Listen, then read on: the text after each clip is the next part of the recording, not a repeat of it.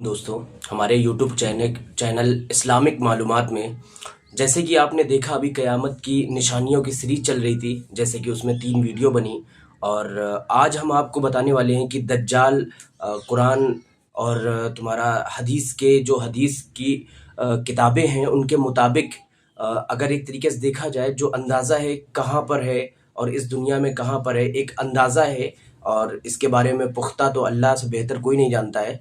लेकिन जो पेशन गोइयाँ हैं हुज़ूर सल्लल्लाहु अलैहि वसल्लम की, उनके मुताबिक, उनकी हदीस के मुताबिक इससे हम ये पता लगा सकते हैं कि दुनिया के किस जगह पर दज्जाल इस टाइम पे है और कहाँ से निकलेगा।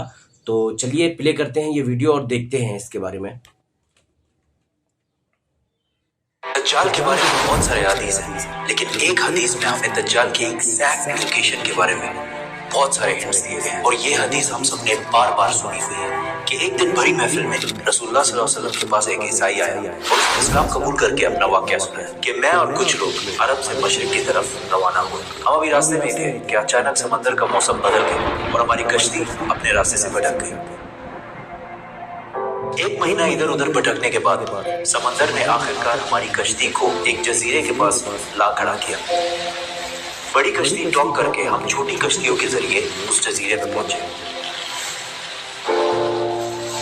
और वहां हमारी मुलाकात एक अजीब किस्म के मखलूक से हुई जो बिल्कुल काला और जिस्म बहुत ज्यादा बाल थे उसके, और उसने अपना नाम जस्सास रखा। हमने उससे पूछा तुम क्या चीज हो, क्या मखलूक हो?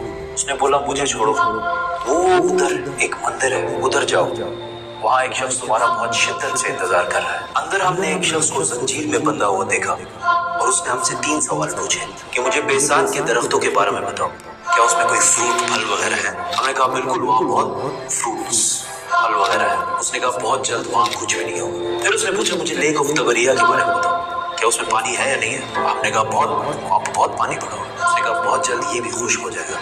और फिर उसने कहा मुझे उस उम्मी पैगंबर के बारे में बताओ, क्या किया है उसने अभी तक? हमने बताया कि वो मक्का से निकलकर मदीना में आबाद हो चुका है। लेक ऑफ तबरिया ये वो दरियाए फुरात के बारे में है और जो कि देखते हम लोग जा रहे हैं कि वक्त के साथ दरियाए फुरात पूरा खुश्क हो गया है और उसमें से अब आने वाले टाइम में उसमें से एक सोने का पहाड़ निकलेगा और ये भी क़यामत की एक पेशन गोइयाँ हैं, निशानियाँ हैं। आगे चलते हैं और देखते हैं क्या है इसमें।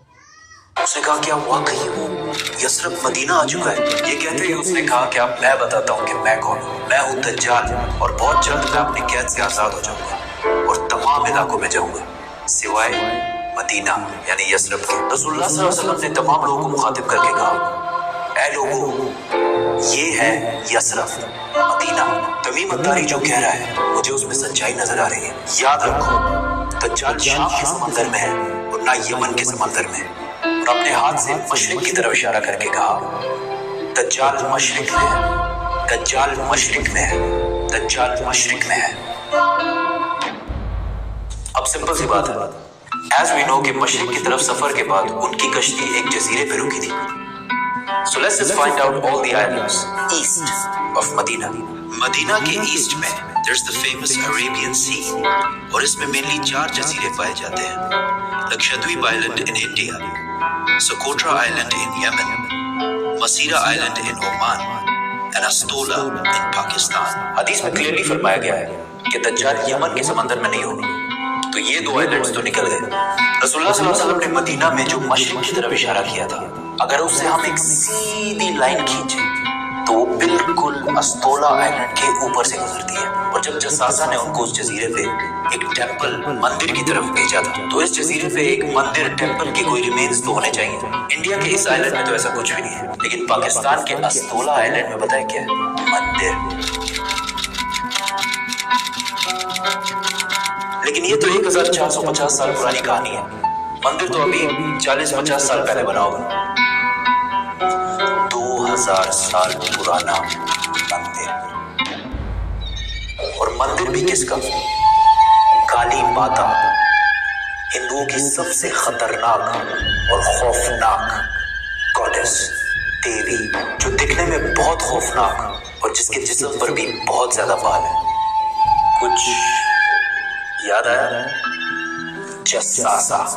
उन साथियों ने जिस अजीब सी मखलूक की बात की थी वो बिल्कुल हिंदुओं के इस भगवान से मिलता जुलता है। लेकिन अगर आज आप अस्तोला आइलैंड जाए तो आपको तो जाने ही मिलेगा। वो आजाद हुआ है या नहीं ये तो नहीं पता, लेकिन ये जो जस्सासा है इसको गौर से देखें।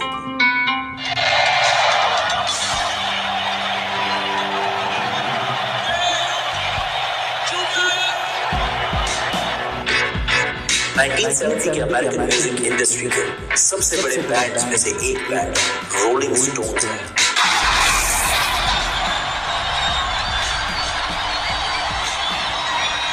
जिसने अपना ये लोगो हिंदू गॉडेस काली माता से इंस्पायर होकर बना, और ये लोगो पिछले सदी के सबसे मशहूर लोगोज में से एक है। और रोलिंग स्टोन्स बैंड को one of the greatest of all time माना जाता है।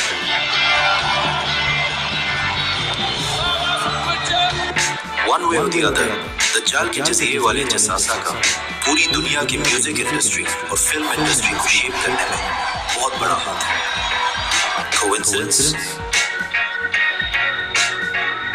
Or maybe not. तो डिजिटल मार्केटिंग की किसी एजेंसी ने आपको कोई था वहाँ पर, उनको मिला, उस आइलैंड पे मिला, तो ये कोई कोइंसिडेंस नहीं है। और आज आने वाले जैसे जैसे हम लोग इस दुनिया में आगे बढ़ रहे हैं वैसे वैसे हमको आने वाली चीज़ें ऐसी दिख रही हैं और क़यामत की पेशन गोइयाँ पूरी होती जा रही हैं। तो मोहतात रहने की ज़रूरत है और ख़याल करो, नमाज में परहेज़गारी कायम करो, आगे बढ़ो। अस्सलाम वालेकुम। ये वीडियो हमने रोक दी थी, पुश कर दी थी, क्योंकि मुझे अभी कुछ बातें छूट गई हैं जो मुझे अब कहना है आपसे।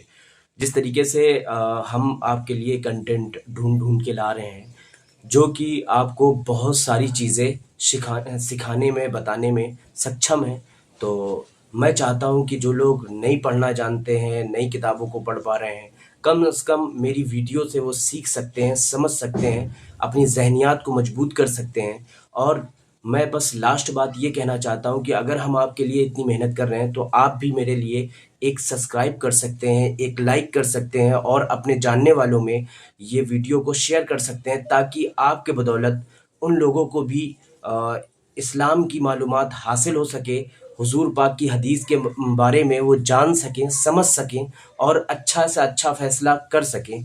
तो मैं चाहता हूँ कि आप मेरी मदद करें। अस्सलाम वालेकुम।